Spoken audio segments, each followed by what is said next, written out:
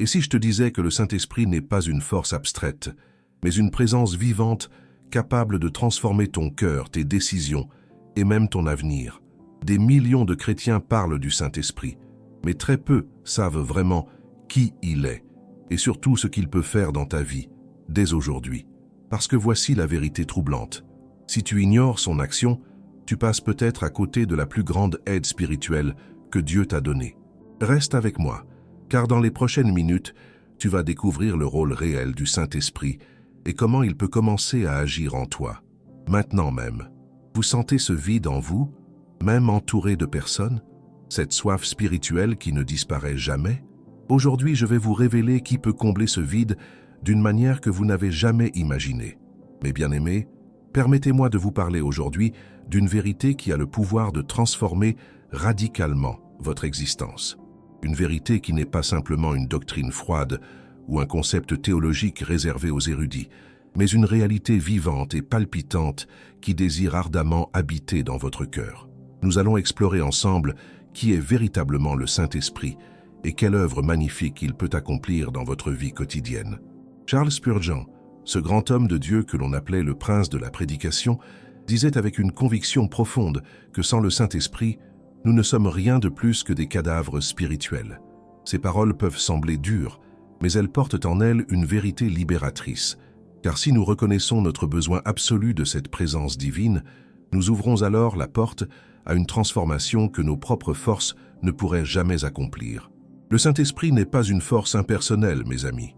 Il n'est pas simplement une énergie cosmique ou une influence vague et lointaine.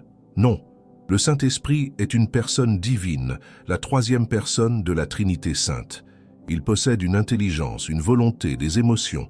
Il peut être attristé, comme nous le rappelle l'apôtre Paul dans Éphésiens 4, verset 30. « N'attristez pas le Saint-Esprit de Dieu, par lequel vous avez été scellés pour le jour de la rédemption. » Comprenez-vous la profondeur de cette révélation? Vous n'êtes pas en relation avec une doctrine ou un symbole religieux, mais avec une personne réelle qui vous aime, qui vous connaît intimement et qui désire marcher à vos côtés chaque jour de votre existence.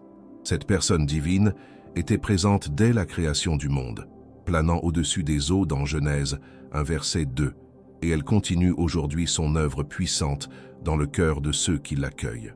Spurgeon enseignait avec passion que le Saint-Esprit est l'exécuteur des plans divins dans nos vies. Le Père conçoit, le Fils rachète, et l'Esprit applique cette rédemption à nos cœurs. Sans lui, toute l'œuvre merveilleuse de Christ sur la croix resterait extérieure à nous, comme un trésor magnifique enfermé dans un coffre dont nous n'aurions pas la clé. Mais quelle est donc l'œuvre spécifique du Saint-Esprit? Permettez-moi de vous éclairer sur cette question fondamentale. Tout d'abord, c'est le Saint-Esprit qui nous convainc de péché, de justice et de jugement, comme Jésus lui-même l'a déclaré dans Jean 16, versets 8 à 11. Sans cette conviction profonde, nous ne ressentirions jamais le besoin d'un sauveur. Nous continuerions à marcher dans nos propres chemins, aveugles à notre condition spirituelle véritable. Combien d'entre vous se souviennent de ce moment précis où votre cœur a été touché par la réalité de votre état devant Dieu? Ce n'était pas le résultat d'une simple réflexion intellectuelle ou d'un raisonnement logique. C'était l'œuvre du Saint-Esprit qui illuminait votre conscience, qui vous montrait avec clarté que vous aviez besoin de la grâce divine. Cette conviction n'est pas venue pour vous écraser, mais pour vous conduire vers la source de toute vie et de toute espérance. Le Saint-Esprit est également celui qui nous régénère, qui nous fait naître de nouveau. Jésus a dit à Nicodème dans Jean 3, verset 5, « En vérité, je te le dis, si un homme ne naît d'eau et d'esprit, il ne peut entrer dans le royaume de Dieu. » Cette nouvelle naissance n'est pas une amélioration de votre ancienne nature, mes amis. C'est une création entièrement nouvelle, une transformation si radicale que la Bible la compare à une résurrection d'entre les morts. Pensez à la chenille qui devient papillon. Ce n'est pas simplement une chenille améliorée ou décorée, c'est une créature entièrement nouvelle, avec une nouvelle forme, de nouvelles capacités, une nouvelle destinée. Voilà ce que le Saint-Esprit accomplit en vous. Il ne se contente pas de polir votre ancienne nature. Il crée en vous un cœur nouveau, un esprit nouveau, comme le prophète Ézéchiel l'avait annoncé au chapitre 36, verset 26. Mais l'œuvre du Saint-Esprit ne s'arrête pas à votre conversion, mes bien-aimés. Oh non, c'est là que commence véritablement l'aventure la plus extraordinaire de votre existence. Le Saint-Esprit devient votre consolateur, votre guide, votre enseignant quotidien. Jésus l'a appelé le Paraclet, celui qui se tient à vos côtés pour vous soutenir, vous encourager, vous fortifier dans toutes les circonstances de la vie. Dans les moments de découragement, quand les fardeaux de l'existence vous semblent trop lourds à porter, c'est le Saint-Esprit qui vient à votre secours. Romains 8, verset 26 nous dit « De même aussi l'Esprit nous aide dans notre faiblesse, car nous ne savons pas ce qu'il nous convient de demander dans nos prières, mais l'Esprit lui-même intercède par des soupirs inexprimables. » Quelle promesse merveilleuse! Même lorsque vous ne trouvez plus les mots pour prier, même lorsque votre douleur est si profonde que vous ne pouvez l'exprimer, le Saint-Esprit traduit les gémissements de votre cœur en prière parfaite devant le trône de la grâce. Vous n'êtes jamais seul dans vos luttes, jamais abandonné dans vos épreuves. Si vous désirez approfondir votre relation avec Dieu et découvrir comment marcher quotidiennement dans la puissance du Saint-Esprit, nous avons préparé un guide qui pourra vous accompagner. Notre e-book 21 jours pour restaurer votre intimité avec Dieu est disponible dans le lien du premier commentaire fixé. C'est un outil précieux pour ceux qui aspirent à une communion plus profonde avec le Seigneur. Pensez à vous abonner à notre chaîne pour ne manquer aucun enseignement qui pourra nourrir votre foi. Le Saint-Esprit est également celui qui produit en vous le fruit merveilleux, décrit dans Galates 5 versets 22 et 23. L'amour, la joie, la paix, la patience, la bonté, la bienveillance, la fidélité, la douceur, la maîtrise de soi. Ces qualités ne sont pas le résultat d'efforts humains acharnés ou de disciplines religieuses strictes. Elles sont le fruit naturel d'une vie habitée par l'Esprit de Dieu. Imaginez un arbre planté près d'un cours d'eau. Il ne lutte pas pour produire ses fruits. Il puise simplement sa vie dans l'eau qui coule à ses racines et les fruits apparaissent naturellement au bon moment. Voilà comment le Saint-Esprit travaille en vous. Lorsque vous demeurez connecté à lui, lorsque vous lui permettez de remplir votre être, ces qualités divines se manifestent progressivement dans votre caractère, transformant votre manière d'être, de penser, d'agir. Le Saint-Esprit vous équipe également de dons spirituels pour l'édification du corps de Christ. 1 Corinthiens 12 nous enseigne qu'à chacun la manifestation de l'Esprit est donnée pour l'utilité commune. Vous n'êtes pas sauvés simplement pour votre propre bénéfice, mes amis. Vous êtes appelés à être un canal de bénédiction pour les autres, et c'est le Saint-Esprit qui vous habilite pour ce service. Peut-être pensez-vous que vous n'avez rien de spécial à offrir, que vous êtes trop ordinaire, trop limité. Mais rappelez-vous les paroles de Spurgeon. Dieu utilise des hommes ordinaires pour accomplir des œuvres extraordinaires par la puissance de son esprit. Ce n'est pas votre talent naturel ou votre intelligence qui font la différence. C'est la présence et l'onction du Saint-Esprit sur votre vie. Compréhender qui est le Saint-Esprit nous amène naturellement à une question encore plus personnelle et pratique. Comment pouvons-nous vivre dans sa plénitude et expérimenter sa puissance transformatrice au quotidien? Car connaître la vérité théologique sans en faire l'expérience vivante serait comme posséder un trésor sans jamais l'ouvrir. Le Saint-Esprit désire ardemment remplir chaque recoin de votre existence, mes bien-aimés. Il ne veut pas être simplement un invité occasionnel dans votre vie, présent uniquement lors de vos moments de culte ou de prière. Non, il aspire à être le souffle constant qui anime chacune de vos journées, chacune de vos décisions, chacune de vos relations. Éphésiens 5, verset 18, nous exhorte clairement. Ne vous enivrez pas de vin, c'est de la débauche. Soyez au contraire remplis de l'esprit. Remarquez que Paul utilise un temps verbal particulier dans le texte grec original. Il ne dit pas « soyez remplis une fois pour toutes », mais continuez à être remplis, comme un processus continu et répété. C'est une invitation à vivre dans un état permanent de dépendance et d'ouverture à l'œuvre de l'esprit. Tout comme vous devez respirer continuellement pour maintenir votre vie physique, vous devez constamment vous ouvrir au Saint-Esprit pour maintenir votre vitalité spirituelle. Mais comment pratiquement pouvons-nous être remplis du Saint-Esprit? La première condition essentielle est la soif spirituelle. Jésus a déclaré dans Jean 7, versets 37 et 38, « Si quelqu'un a soif, qu'il vienne à moi et qu'il boive. Celui qui croit en moi, des fleuves d'eau vive couleront de son sein. » Cette soif n'est pas une simple préférence ou un désir superficiel. C'est un besoin profond et pressant, une faim spirituelle qui reconnaît son insuffisance absolue. Trop souvent, nous vivons dans une tiédeur spirituelle qui empêche l'Esprit de Dieu d'agir pleinement en nous. Nous sommes satisfaits de notre routine religieuse, contents de notre respectabilité morale, à l'aise dans notre médiocrité spirituelle. Mais le Saint-Esprit ne peut remplir un vase déjà plein de lui-même. Il ne peut rassasier celui qui ne reconnaît pas sa faim. Il ne peut désaltérer celui qui ne ressent pas sa soif. Examinez votre cœur aujourd'hui avec honnêteté. Avez-vous encore cette soif ardente de la présence de Dieu? Désirez-vous ardemment être transformé à l'image de Christ? Aspirez-vous à une puissance spirituelle qui dépasse vos capacités naturelles? Si cette soif brûle en vous, alors vous êtes au bon endroit pour recevoir ce que Dieu veut vous donner. Le psalmiste David exprimait cette soif dans le psaume 42, verset 2. « Comme une biche soupire après des courants d'eau, ainsi mon âme soupire après toi, ô Dieu. » La deuxième condition pour être rempli du Saint-Esprit est la repentance sincère. Le péché dans votre vie agit comme un barrage qui bloque le flot de l'Esprit. Ce n'est pas que Dieu retire son esprit de vous si vous êtes vraiment né de nouveau, mais votre péché attriste l'Esprit et limite son œuvre en vous. 1 Jean 1, verset 9 nous assure « Si nous confessons nos péchés, il est fidèle et juste pour nous les pardonner et pour nous purifier de toute iniquité. » Il ne s'agit pas ici d'une confession superficielle ou mécanique, mes amis. Il s'agit d'une reconnaissance profonde et sincère de vos manquements, accompagnée d'un désir authentique de vous détourner du mal. Trop de croyants vivent dans une sorte de double vie, cherchant à maintenir un pied dans le monde et un pied dans le royaume de Dieu. Mais Jésus a été clair, nul ne peut servir deux maîtres. Le Saint-Esprit ne partage pas votre cœur avec des idoles. Quelles sont les idoles qui occupent peut-être le trône de votre cœur aujourd'hui?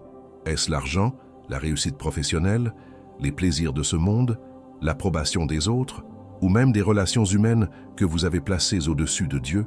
Le Saint-Esprit désire être le maître absolu de votre vie, non pas comme un tyran qui vous écrase, mais comme un ami fidèle qui vous guide vers votre véritable destinée. La troisième condition est l'obéissance à la parole de Dieu. Acte 5, verset 32 déclare « Nous sommes témoins de ces choses, de même que le Saint-Esprit, que Dieu a donné à ceux qui lui obéissent. » L'obéissance et la plénitude de l'Esprit sont intimement liées. Vous ne pouvez pas espérer être puissamment utilisé par Dieu si vous négligez délibérément ses commandements dans les domaines de votre vie qui vous arrangent. L'obéissance authentique n'est pas un fardeau écrasant, mais bien-aimé. Jésus lui-même a dit dans Matthieu 11, verset 30, que son joug est doux et son fardeau léger. Lorsque vous marchez dans la puissance du Saint-Esprit, l'obéissance devient naturelle et même joyeuse. C'est le plaisir de faire la volonté de celui que vous aimez et non plus l'effort pénible d'une contrainte religieuse. Mais soyons honnêtes, l'obéissance coûte souvent quelque chose. Elle peut exiger que vous renonciez à certaines habitudes, que vous rompiez avec certaines relations toxiques, que vous abandonniez certaines ambitions qui ne sont pas alignées avec la volonté de Dieu. Cependant, ce que vous gagnez dépasse infiniment ce que vous perdez. Vous échangez les guenilles de votre ancienne vie contre les vêtements royaux de votre nouvelle identité en Christ. Le Saint-Esprit vous guidera aussi dans la vérité, comme Jésus l'a promis dans Jean 16, verset 13. Dans un monde saturé d'informations contradictoires, de philosophies séduisantes et de mensonges déguisés en sagesse, vous avez un besoin crucial de discernement spirituel. Le Saint-Esprit est votre enseignant intérieur qui illumine votre compréhension des Écritures et vous révèle les pensées et les intentions profondes de Dieu. 1 Corinthiens 2, versets 10 à 12 nous explique « Dieu nous les a révélés par l'Esprit, car l'Esprit sonde tout, même les profondeurs de Dieu. Lequel des hommes, en effet, connaît les choses de l'homme, si ce n'est l'Esprit de l'homme qui est en lui? De même, personne ne connaît les choses de Dieu, si ce n'est l'Esprit de Dieu.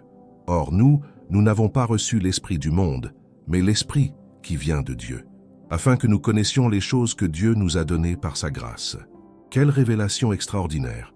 Sans le Saint-Esprit, la Bible resterait un livre fermé, un texte ancien dépourvu de vie et de pertinence pour votre situation présente. Mais lorsque l'Esprit ouvre vos yeux spirituels, la parole de Dieu devient vivante et efficace, plus tranchante qu'une épée à double tranchant. Soudainement, des passages que vous aviez lus 100 fois prennent un sens nouveau. Des vérités cachées se révèlent à vous. Des applications pratiques pour votre vie quotidienne jaillissent des pages sacrées. Le Saint-Esprit vous équipera également pour le témoignage. Acte 1, verset 8 contient cette promesse puissante de Jésus. « Mais vous recevrez une puissance, le Saint-Esprit survenant sur vous, et vous serez mes témoins à Jérusalem, dans toute la Judée, dans la Samarie et jusqu'aux extrémités de la terre. Remarquez que le témoignage n'est pas présenté comme une option ou une suggestion, mais comme une conséquence naturelle de la réception du Saint-Esprit. Combien d'entre vous se sentent inadéquats ou effrayés à l'idée de partager leur foi? Vous craignez peut-être de ne pas avoir les bons mots, de ne pas connaître suffisamment la Bible, ou d'être rejeté par ceux à qui vous témoignez. Mais comprenez ceci, ce n'est pas votre éloquence ou votre connaissance théologique qui convainc les cœurs. C'est la puissance du Saint-Esprit, travaillant à travers vos paroles simples et sincères. Le Saint-Esprit transformera aussi votre vie de prière d'une manière remarquable. Jude verset 20 nous encourage à prier par le Saint-Esprit. Qu'est-ce que cela signifie concrètement? Cela signifie prier selon la volonté de Dieu plutôt que selon vos propres désirs égoïstes. Cela signifie permettre à l'Esprit de façonner vos requêtes, de purifier vos motivations, de vous conduire dans l'intercession pour les besoins que Dieu place sur votre cœur. Lorsque vous priez dans l'Esprit, vous n'êtes plus limité par votre compréhension humaine ou par votre perspective terrestre.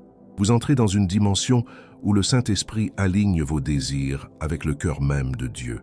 Vos prières deviennent alors puissantes et efficaces, non pas parce que vous avez trouvé une formule magique, mais parce que vous priez en harmonie avec la volonté divine. Romains 8, verset 27, nous rappelle que celui qui sonde les cœurs connaît quelle est la pensée de l'Esprit, parce que c'est selon Dieu qu'il intercède en faveur des saints. Mes bien-aimés, le Saint-Esprit vous donne également la capacité de résister à la tentation et de vivre dans la sainteté pratique. Galates 5, verset 16 déclare « Je dis donc, marchez selon l'Esprit, et vous n'accomplirez pas les désirs de la chair. Voilà une promesse extraordinaire et libératrice. Vous n'êtes pas condamnés à répéter éternellement les mêmes cycles de défaites spirituelles. Vous n'êtes pas prisonniers des mauvaises habitudes qui vous ont dominé pendant des années. La victoire sur le péché ne vient pas principalement de vos résolutions personnelles ou de votre volonté acharnée. Combien de fois avez-vous pris des décisions sincères de changer pour vous retrouver quelques jours ou quelques semaines plus tard exactement au même point? Ce n'est pas un manque de sincérité de votre part, mais simplement une mauvaise stratégie. Vous essayez de combattre une bataille spirituelle avec des armes charnelles. Le secret de la victoire spirituelle réside dans votre marche quotidienne avec le Saint-Esprit. Lorsque vous cultivez votre relation avec lui, lorsque vous vous soumettez consciemment à sa direction chaque matin, lorsque vous lui permettez de remplir vos pensées et vos affections, alors les tentations qui vous semblaient irrésistibles perdent mystérieusement leur pouvoir sur vous. Ce n'est pas que les tentations disparaissent complètement, mais vous découvrez une force nouvelle pour leur dire non. Le Saint-Esprit vous sanctifie progressivement, vous transformant jour après jour à l'image de Christ. 2 Corinthiens 3, verset 18 nous enseigne « Nous tous qui, le visage découvert, contemplons comme dans un miroir la gloire du Seigneur, nous sommes transformés en la même image de gloire en gloire, comme par le Seigneur l'Esprit. » Cette transformation n'est pas instantanée ni magique, mes amis. C'est un processus graduel mais certain, où l'Esprit travaille patiemment dans les profondeurs de votre être. Imaginez un sculpteur qui travaille sur un bloc de marbre. Il ne révèle pas le chef-d'œuvre caché à l'intérieur en un seul coup de ciseau. Non, chaque jour avec patience et précision, il enlève les parties inutiles, il façonne les contours, il polit la surface. Voilà comment le Saint-Esprit œuvre en vous. Chaque épreuve que vous traversez, chaque moment de prière, chaque fois que vous obéissez à sa voix, il sculpte en vous l'image magnifique de Christ. Mais attention, mes bien-aimés, car il existe des dangers réels qui peuvent entraver l'œuvre du Saint-Esprit dans votre vie. Le premier danger est de résister à l'Esprit. Acte 7, verset 51, contient cet avertissement solennel. « Hommes au cou raide, incirconcis de cœur et d'oreille, vous vous opposez toujours au Saint-Esprit. » Ce que vos pères ont été, vous l'êtes aussi.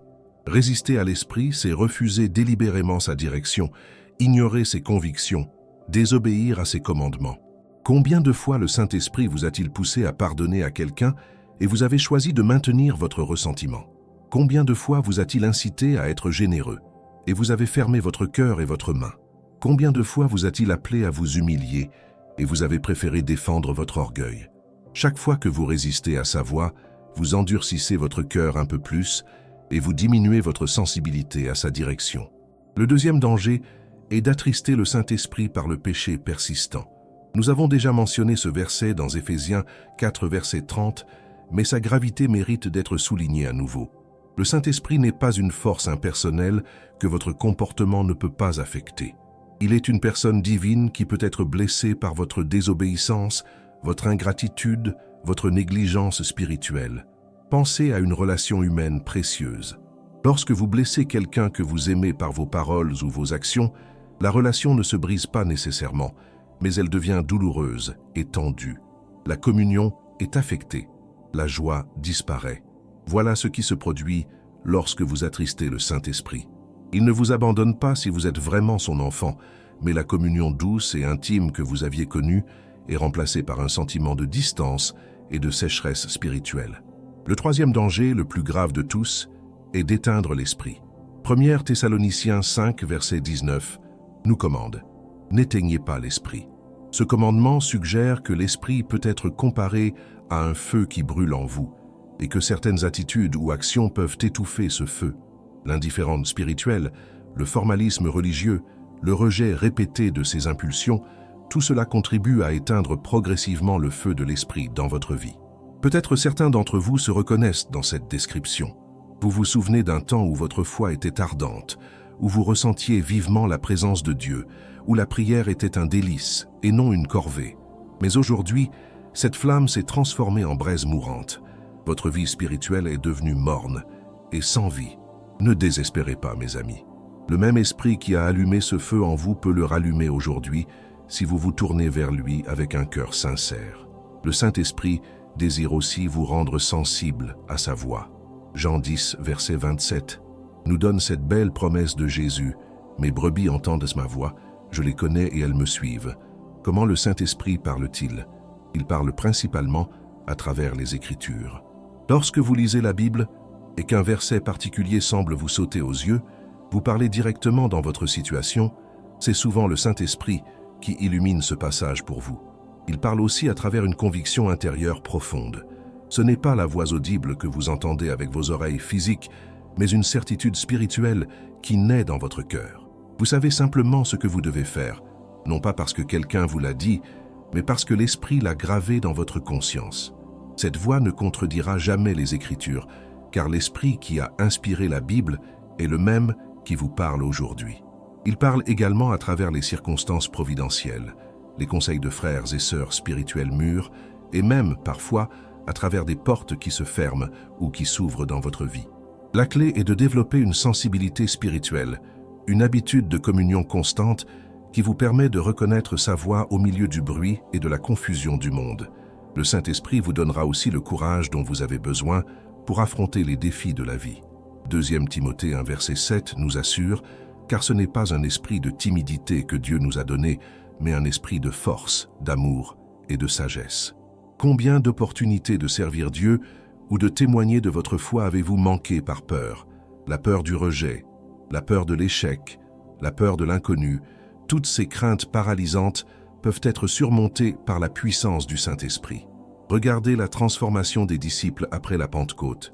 Ces mêmes hommes qui avaient fui lâchement lors de l'arrestation de Jésus sont devenus des témoins intrépides qui ont proclamé l'Évangile face à la persécution et même à la mort. Qu'est-ce qui avait changé? Pas leur personnalité naturelle ni leur courage humain. C'était la présence et la puissance du Saint-Esprit qui les avait transformés de l'intérieur. Vous aussi, mes bien-aimés, vous pouvez expérimenter cette même transformation. Vous pouvez passer de la timidité à la hardiesse, de la faiblesse à la force, de la défaite à la victoire. Non pas par vos propres efforts, mais par la puissance du Saint-Esprit qui habite en vous et qui désire se manifester à travers votre vie ordinaire. Mes bien-aimés, nous voici arrivés au terme de cette réflexion profonde sur le Saint-Esprit et son œuvre transformatrice dans votre vie. Je vous remercie sincèrement d'avoir consacré ce temps précieux à méditer sur ces vérités essentielles. Si ce message a touché votre cœur, je vous encourage vivement à vous abonner à notre chaîne, à laisser un like et à partager vos réflexions dans les commentaires. Votre engagement nous encourage grandement. N'oubliez pas que notre e-book 21 jours pour restaurer votre intimité avec Dieu vous attend dans le premier commentaire fixé, un outil précieux pour approfondir votre marche avec le Seigneur. Continuez maintenant à vous nourrir spirituellement en regardant les prochaines vidéos qui apparaîtront sur votre écran. Que le Saint-Esprit vous bénisse abondamment et vous conduise dans toute la vérité. À très bientôt.